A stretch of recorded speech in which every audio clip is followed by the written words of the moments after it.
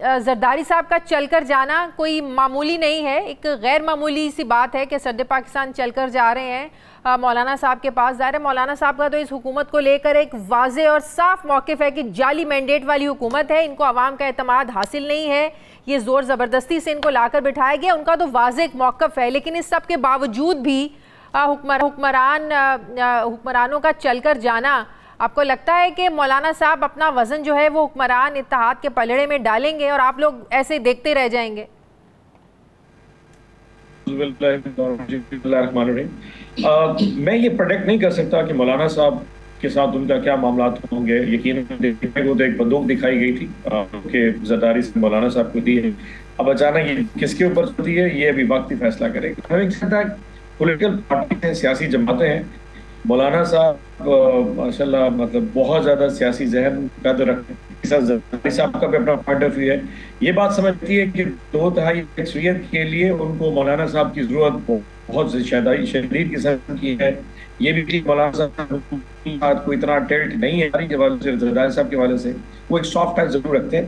But having said that, ये कहना कि हमारे साथ उनके मामला देखें, हम दो डिफरेंट पार्टीज हैं, दो डिफरेंट आइडियोलॉजीज रखते हैं। हमारा जो वोट बैंक है, वोटर है, उसकी अपनी एक सोच भी है, वो कहीं भी एक दूसरे से स्प्रेड नहीं करता। उनका एक मजहबी फिक्र है, जो उनकी फैन फॉलोइंग है। हमारा दरमियान का जो दरमियान की सोच रखने वाला एक वोटर है। जब इत्तेहाद बनते हैं तो ज़ाहिर है मुख्तलिफ नजरियात के हामिल लोगों पर मुश्तमिल इत्तेहाद बनते हैं। पीडीएम की हुकूमत जब बनी, पीडीएम जब इत्तेहाद बना है, ज़ाहिर है मौलाना साहब की सोच और थी, पीपल्स पार्टी की सोच और थी, उनका नजरिया और है, नून लीग का नजरिया और है। लेकिन इसके बावजूद ये सब लोग मिलकर चले, 18 महीनों की हुकूमत बनी, मिलकर सब लोगों ने इमरान खान की हुकूमत को गिराया। तो बात यह है कि ये इत्तेहाद जो वक्ती एक ज़रूरत होते हैं, वक्ती ज़रूरियात को पूरा करने के लिए इत्तेहाद बनते हैं, इनके लिए नज़रियात का मिलना ज़रूरी नहीं होता। मौलाना साहब का आप लोगों से मिलना इसलिए ज़रूरी था कि एक एहतजाज, एक मजबूत एहतजाज होता है जिससे हुकूमत को ज़ाहिर है कोई थ्रेट, कोई धमकी एक महसूस होती।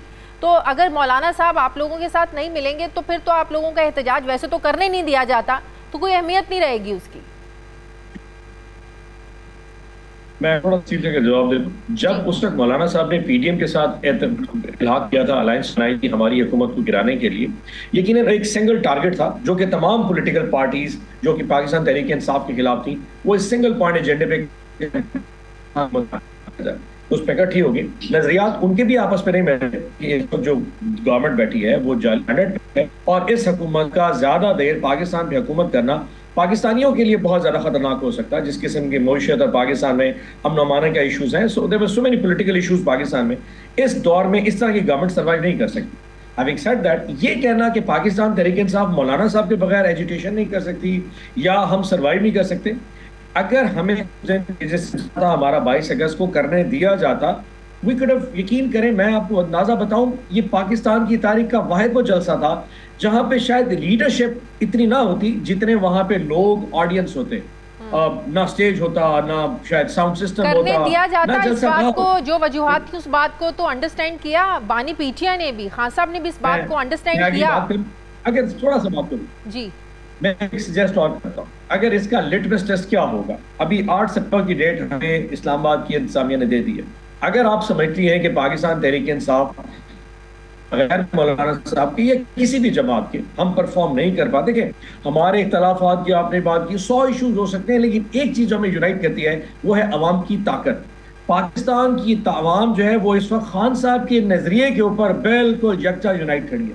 22 अगस्त के बाद अगर 8 की डेट को जलसा इस्लामाबाद में होता है, मैं आपको एक चीज आज लिख के देने को चाह रहा हूं, एनओसी हो या ना हो, तरनौल हो या F9 का पार्क हो, इस्लामाबाद की इंतजामिया में आने दे, मोटरवे बंद कर दे, केपी बंद कर दे, कुछ भी कर दिया जाए, पाकिस्तान की तारीख का एक मुनफरिद किस्म का इज्तिमा इस्लामाबाद में जरूर होगा, और उस इज्तिमा के नतीजे जो पाकिस्तान पॉलिटिकल जो फ्यूचर जो लाइन सेट होने जा रही है, वो कानून की वायलेशन करें, कानून की वायलेशन भी होगी, और अगर कानून की वायलेशन होगी इंतशार फैलेगा। जी, मुझे सिर्फ ये जो कानून का ढकोसला है ना, जो हमें पागल बनाने के लिए आया गया है, पिछले 5 महीनों में 5 दफा ये एनओसी कैंसिल किया गया इस कानून के चक्कर। एक डीसी जो है वो पाकिस्तान का कानून नहीं लिखता, एक चीफ कमिश्नर इस्लामाबाद पाकिस्तान का कानून नहीं लिखता, या इस्लामाबाद हाई कोर्ट के जज के कानून को फाड़ के फेंक है। सो हमें ये कानून के लेक्चर ना, 8 सितंबर को पाकिस्तान तहरीक इंसाफ जलसा होगा। नहीं, ये तो गंडापुर साहब को वजाहत देनी चाहिए ना। आप लोगों ने गंडापुर साहब से वजाहत ली, उन्होंने बताया कि क्या वाकई वफाकी हुकूमत ने आप लोगों को कहा था कि आप लोग जलसा कैंसिल करें, जो मजहबी जमातें भी आ रही हैं, मुतवक्के कोई इंतशार, अगर हुकूमत को यही लग रहा था कि हो सकता है, जिसकी वजह से मना किया। अली अमीन गंडापुर साहब ने पूरी कोर कमेटी को बताया, पॉलिटिकल कमेटी को बताया, तमाम पार्लिमानी जो हमारी लीडरशिप है उनको इन्फॉर्म किया कि किस तरीके से उनका इंफॉर्मेशन पहुंचाएगी। पपी साहब, लाहौर का अभी 8 सितंबर तो दूर है, लाहौर वाला जलसा 27 का कर पाएंगे या नहीं? अच्छा देखिए, बीबी 27 के हवाले से लाहौर हाईकोर्ट ने अप्रूवल दे दी है, लेकिन डीसी लाहौर ने अभी तक उसका एनओसी हमें इशू नहीं किया। हैविंग सेड दैट, हम फोकस ज्यादा इस्लामाबाद पे ही है। हमारा इस वक्त लाहौर के जलसे के हवाले से इतना को फोकस अभी इस वक्त है नहीं। उसकी वजह ये है कि 8 सितंबर को जो जलसा है वो पाकिस्तान की तारीख का एक मुनफरद जलसा होगा। जलसा स्टेज हो ना हो, साउंड हो ना हो, लीडरशिप हो ना हो, पाकिस्तान की आवाम को खान साहब ने आज़ाद कर दिया है कि उन्होंने 8 सितंबर को पहुंचना है। और ये वो एनओसी है जो खान साहब ने अपने हाथ से खुद कैंसिल कर दिया कि अगर मैं भी कहूँ तुम लोगों ने मेरी बात नहीं मानी और 8 सितंबर को पहुंचना है। सो मेरी ये दरख्वास्त है इस्लामाबाद की इंतजामिया से, 8 को में जलसा करने दें, और अगर आपने जलसा ना करने दिया तो मैं अपनी लीडरशिप से, अपनी पॉलिटिकल कमेटी से रिक्वेस्ट करूंगा, फिर हमें जलसा डी चौक में करना चाहिए। फिर हम डी चौक पहुंचेंगे और डी चौक के बाद क्या होगा फिर वो पाकिस्तान इस्लामाबाद की इंतजामिया जाने और इस वक्त की हुकूमत जाने। क्योंकि अगर मुझे अपने सियासी मकासद को पूरा करने के लिए मेरे बेसिक ह्यूमन राइट्स को वायलेट किया गया तो फिर मैं किसी कानून और आइन को भी नहीं मानूंगा। सो 8 सितंबर एक बहुत इंपॉर्टेंट दिन है। लाहौर अभी हमारा इस पर इतना फोकस इस वक्त नहीं है उसके ऊपर। जिस तरीके से आप लोग इस चीज़ को इमेजिन कर रहे हैं कि बहुत बड़ा जलसा होगा, मुल्क के तूलो और से आवाम आएंगे, इससे क्या प्रेशर बिल्टअप करना चाह रहे हैं आप लोग कि इमरान खान को जो इंतज़ामिया है ये बाहर निकालने पर मजबूर हो जाएगी, इमरान खान बाहर आ जाएंगे? 22 अगस्त को किस चीज का खौफ था? खान साहब को तो नहीं निकालना था।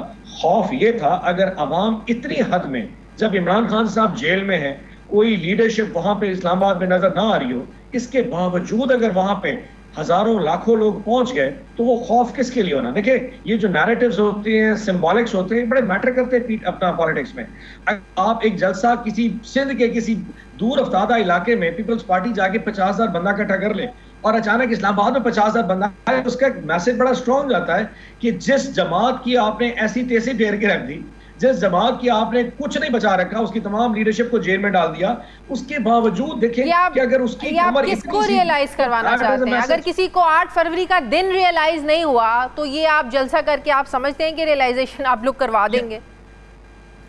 ये आपने बिल्कुल ठीक कहा कि ढीठ जो है ना उसको तो वाकई समझ नहीं लगनी, लेकिन जिनको समझ लगनी है उनको समझ जरूर लगेगी। देखिए, at the end of the day जिनको समझ लगनी चाहिए वो बहुत दूर की नजर भी रखते हैं। अगर वो इस 6-8 महीने में इस मुसल्लत शुदा हुकूमत को अवाम में इतना पॉपुलर नहीं कर पाए और ये चूरन नहीं बेच पाए तो शायद दे हैव टू रिकंसिडर कि अवाम अगर आज भी इमरान खान के साथ खड़ी है, they might find a way out to it कि यार अब कोई ना कोई रास्ता ढूंढना पड़ेगा। ये बड़ा इंपॉर्टेंट है। देखिए, पाकिस्तान की अवाम पिस रही है, हम तो जेल में, खान हमारा लीडर जेल में पड़ा है, 1 साल हो गया, 1 साल और रख लेंगे, लेकिन क्या पाकिस्तान की अवाम इनको 1 साल बर्दाश्त कर पाएगी?